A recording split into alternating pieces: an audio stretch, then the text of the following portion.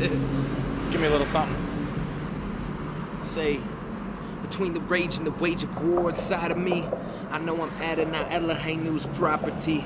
The propitiator and submitter submissively submit me to the King of Kings, and now I'm a new piece of pottery.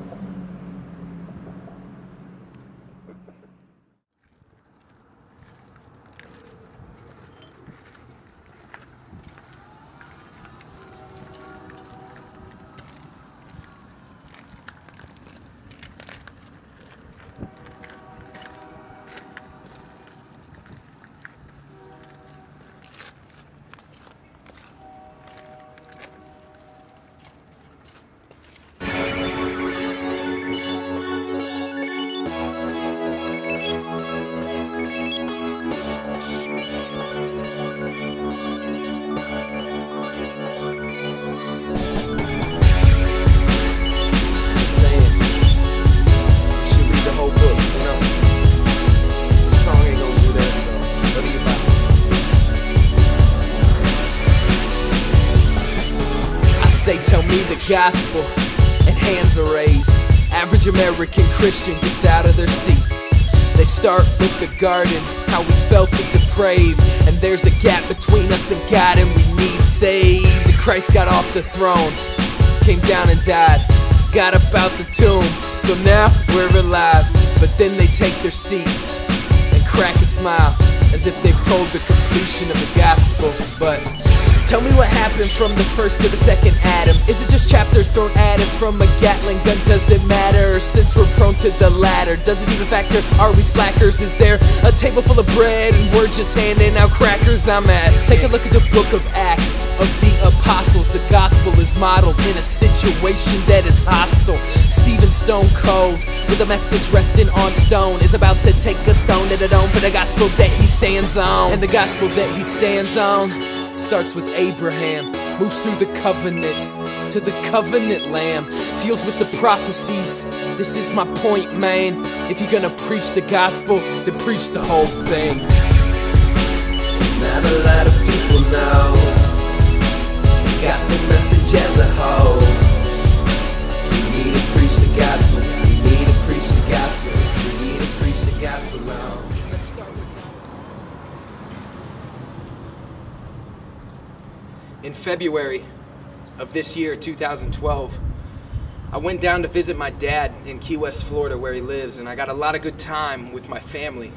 But when I was down there, I also got some good time with the Lord, some good fellowship in scripture and worship and those sorts of things. And the week prior, I had just come across a lot of, secular rap music on the internet, such as Jay-Z and Kanye West and Lil Wayne and these things, and it just became very apparent in their lyrics and their imagery that they were being used by the hand of Satan, and that they were preaching wickedness and evil at the same caliber that I was trying to preach goodness and righteousness. And there was this point in the week when I was writing some lyrics, and God came to me very clearly. And he spoke to me and he said, "Christopher, take back rap. Rap is mine." And now with this new approval, with this new confidence and allowance to go forth in the name of God and to take back rap for him and for his glory, I knew that I had to come out with an album. I had to share this. And as I came back and I started writing for this new album, I decided that I was going to name the album Explicit. Because the truth that I wanted to give out, I wanted to be explicit, raw and uncut. I wanted to show that I struggled with pride, my struggles in that. And I also wanted to touch things like the struggles of this culture, knowing what sex is, and knowing how to deal with it in our media and stuff like that. At the same time, I wanted to address the roles of the Jew and the Gentile, because that was what I was learning contextually through Scripture, and how these roles were affecting the redemptive plan of God. And also the Greek mind. and how I had begun to see that that was destroying our culture in Christianity and destroying our culture in America, coming out of these men of Socrates and Plato and instilling this anti-Semitism in the 2nd century and these big things and these big ideas that were beyond just the casual rap. I wanted to get out there, and so I formed Explicit, and I use hip-hop to glorify God. Now, some of you know that I'm already in a hip-hop group called Pearlescent Shepherds that is aiming to shepherd the hip-hop community towards Christ. And I want to just clear the air right now and say that there is no animosity between my boy, Jay Weezy, and I. There is no discord or disunity, and he is an oak of righteousness, a man of valor, a man of God. And I admire him and I honor him. And this is not a separation of ways. In fact, we're working on a new album right now as you watch this or as I speak, that is going to glorify God in the evangelistic side of things. So I'm excited for that.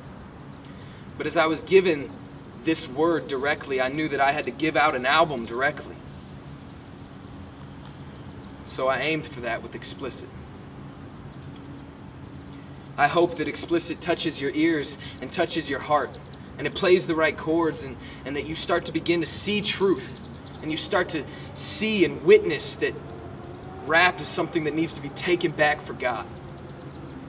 And that in my aim to do that, you would join up with me and that you would support the already Christian rap artists that are out there, like Propaganda and Flame and Andy Mineo and Humble Beast Records, and these people that are glorifying God in their music. Support them and pray for them, because this rap game can be taken back.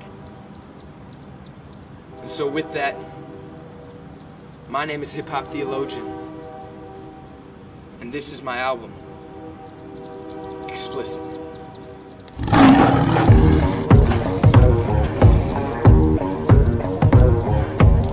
Let me start the song off with a bit of scripture here. If you can truly hear, then lend your ear. I've been crucified with Christ, no longer I who live.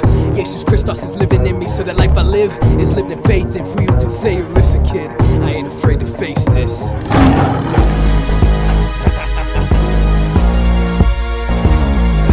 Preach.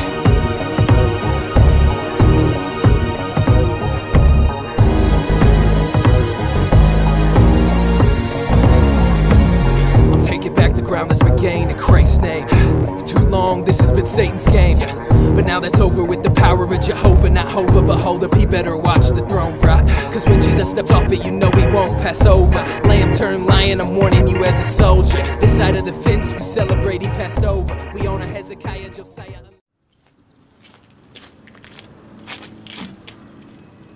My name's Hip Hop Halverson. I like to rock with the best of them. I'm a hooligan, driving around on my spoon-a-gun. I drive spoons and I have a gun. Cheer. Spoon-a-gun! Spoon-a-gun! That's how we drive. KC, represent. Hey, that's a police helicopter. Come and take me, son! I'm Hip Hop Halverson!